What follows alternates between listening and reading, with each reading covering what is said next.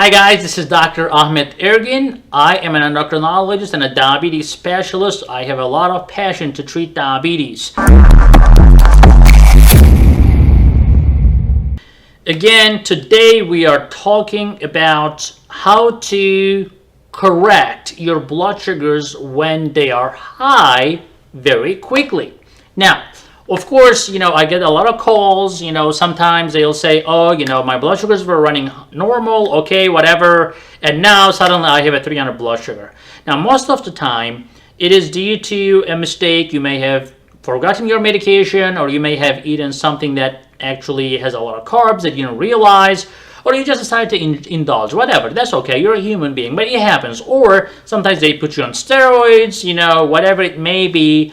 Then your blood sugars are off the roof. And of course you panic, you don't know what to do, you try to call the doctor, if the doctor replies to you, but then you don't know what to do. Now, a couple things that I can tell you.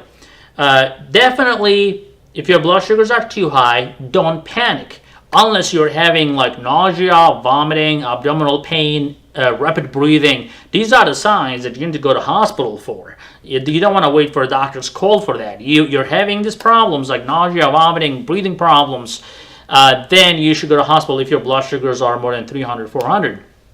But if your blood sugars are high but you're not really symptomatic, you're just worried about your blood sugar, a couple things you can do. Now, number one, the easiest way is take a walk. Take a brisk walk that allow your muscles to absorb the sugars, and it's going to come down. If you go take a sprint, that can actually increase your blood sugars because of the adrenaline response. So you don't want to do an intense exercise. Like you don't want to go crazy and go on the treadmill and start running 10 miles an hour. You don't want to do that. You want to get on the treadmill and just go like maybe 4 or 5 miles an hour for like 30 minutes, and then you're going to realize that your blood sugars are coming down nicely.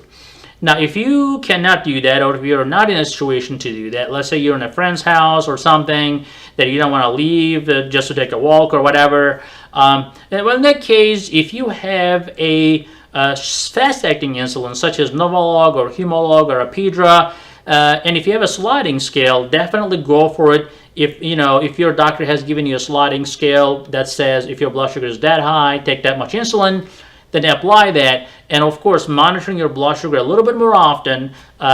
Say you take an extra shot of insulin to bring the blood sugar down, then you should check it again in 2 to 3 hours to make sure it's coming down. If it keeps rising and you're giving insulin, that means that you have a problem and you really need to talk to your doctor at that point, or if you're getting symptoms. Sometimes checking your ketones, and if you have like moderate to large ketones in your urine, that's another bad sign that you may be too late to correct yourself.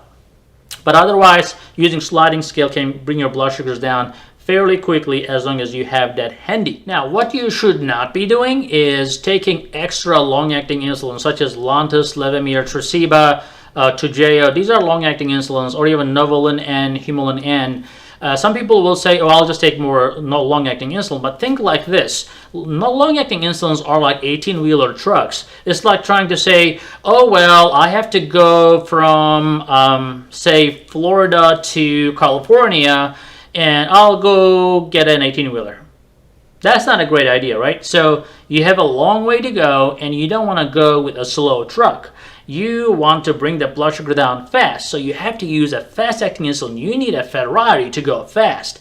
So, in this case, you need to use fast-acting insulin such as Novolog, Humalog. Otherwise, those long-acting insulins will bring your blood sugar down, but it's going to take forever. When I say forever, it's going to take 8 to 10 hours. And then those long-acting insulins do not really stop working after 8 or 10 hours. They actually last 24 or more hours. Then you're actually risking yourself to go low later down the road. So do not do that. And also, if your blood sugars are high, sometimes people use glipizide, glyburide, glimepiride, gliclazide, whatever. Those drugs are not my favorite because when you take them, yeah, it boosts your insulin production, but you really don't know how much insulin you're getting from it.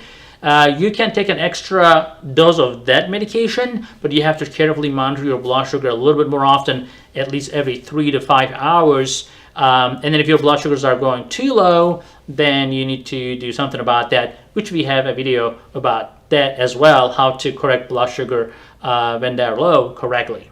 So I hope that video was helpful. Please subscribe, please give a thumbs up, and we'll see you in the next video.